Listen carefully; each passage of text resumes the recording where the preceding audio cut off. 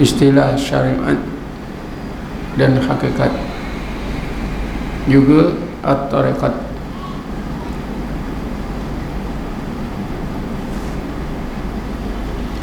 Sebenarnya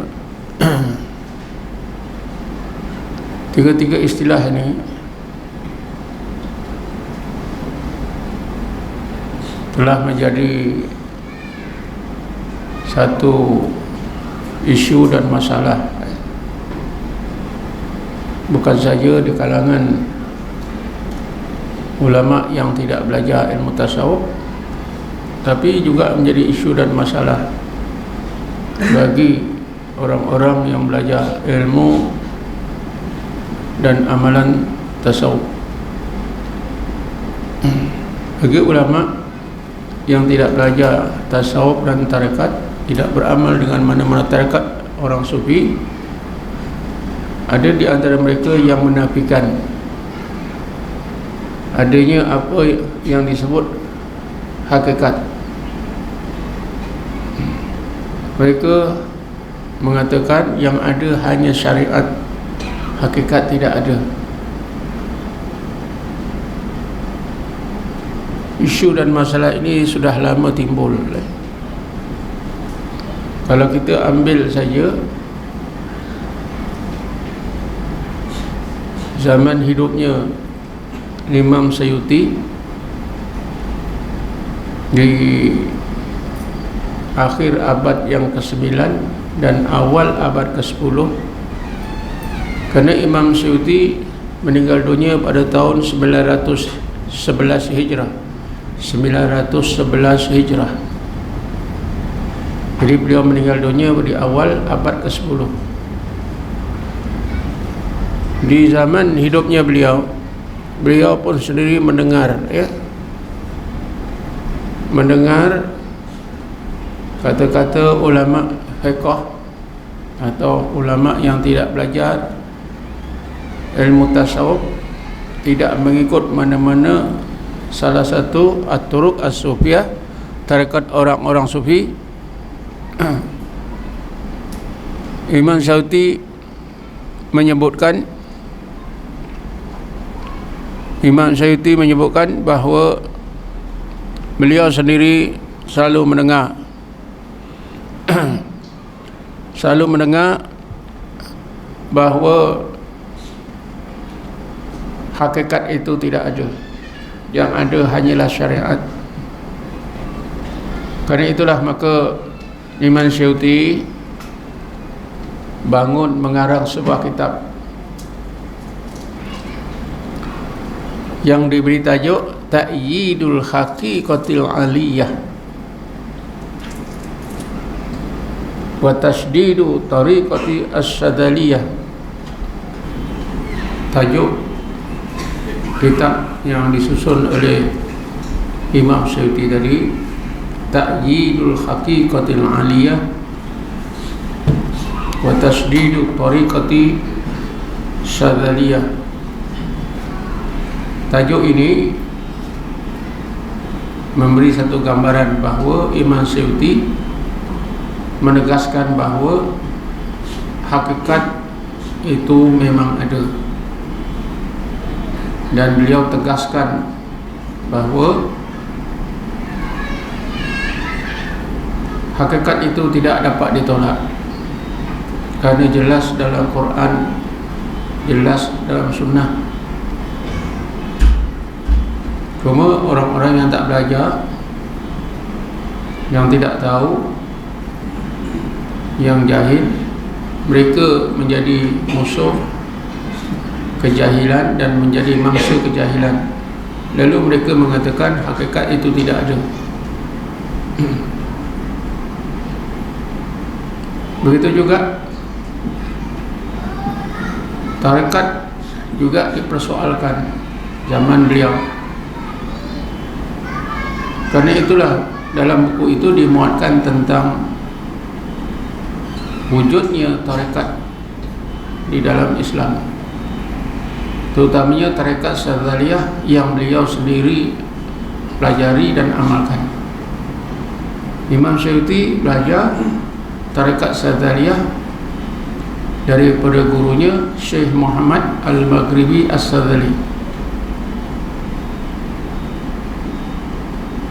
Jadi kitab yang tersebut tadi menegaskan wujudnya dua perkara, dua istilah, hakikat dan tarekat.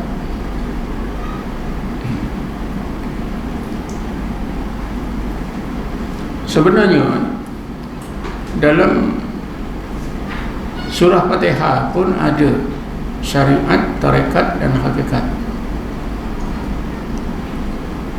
Tetapi kalau kita nak tengok mana itu syariat, mana itu hakikat, mana itu tarekat dengan terang, dengan kalimahnya, memang tidak ada. Di sini tidaklah kita tahu tidaklah tahu kaedah nak istinbat hukum daripada Quran. Kaedahnya ialah al-i'tibar la bil lafzi walakin bil makna, ataupun al-i'tibaru bil makna la bil lafzi. Pengajaran itu diambil daripada Quran atau sunnah ialah daripada makna yang terkandung dalam ayat-ayat Quran, bukan daripada lafaznya. Makna al-i'tibar artinya pengajaran. Bil makna diambil menerusi makna satu-satu ayat, makna-makna yang tersebut dalam Quran. La bil lafzi, tidak semestinya menerusi lafaz. Mana dalam Fatihah ini ada syariat, mana ada hakikat, mana ada tarekat. Memanglah tak ada, kalimahnya tak ada, tapi makna syariat, makna hakikat, makna tarekat ada. Di dalam ayat yang kelima surah Fatihah, Allah Subhanahu wa taala berfirman, iyyaka na'budu wa iyyaka nasta'in. Iyyaka na'budu, engkau saja yang kami sembah. Ini adalah syariat. Ini adalah syariat. Iyyaka na'budu adalah syariat, wa iyyaka nasta'in adalah hakikat.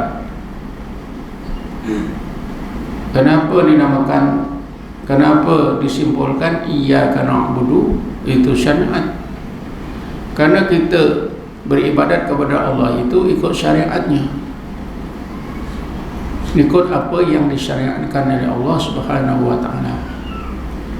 Kita semayang, kita puasa, kita baca Quran, kita berzikir, kita berakhlak dengan akhlak yang terpuji, kita naik haji. Apa saja ibadat yang kita lakukan mestilah mengikut syariat Islam.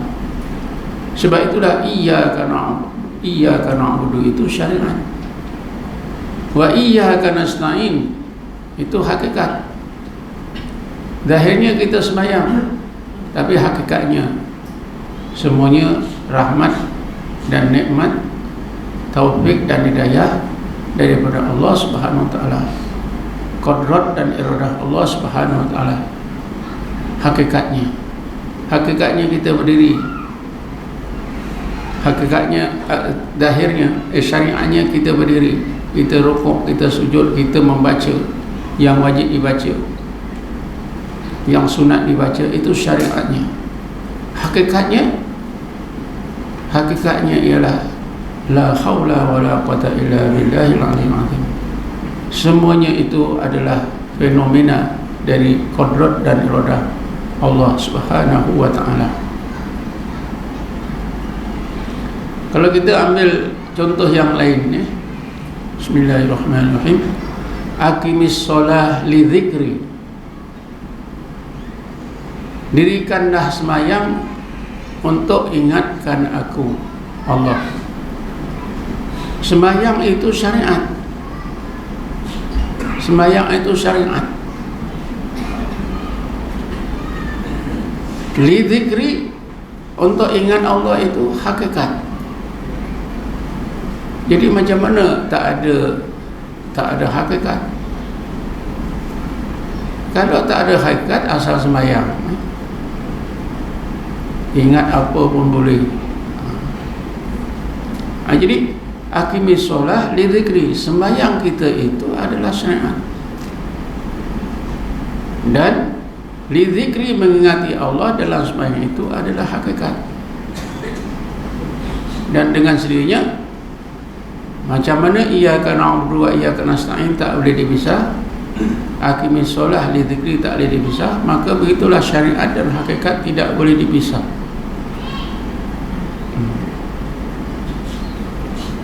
Satu lagi contoh, ya, kita sembahyang menghadap kiblat. Menghadap kiblat itu syariat. Hakikatnya ialah menghadap zat yang wajib al-wujud, yang laisa kamitslihi syai'un. Hakikatnya ialah kita menghadap zat Allah yang wajib al-wujud, yang tak ada sesuatu yang serupa dengannya. Bolehkah kita sembahyang menghadap mana-mana? Tak boleh. Macam mana syariat tak boleh ditinggal, hakikat pun tak boleh tinggal. Syariat dan hakikat itu tidak boleh. Bolehkah kita sembahyang menghadap kiblat dengan niat sembah Kaabah? Tak boleh. Itu sudah sama dengan orang menyembah berhala. Sebab itulah, bila kita menghadap kiblat, menghadap Kaabah itu syariatnya. Hakikatnya ialah hati kita itu menghadap zat Allah yang wajib al-wujud, yang wajib ada, yang laisa kamitslihi syai'un.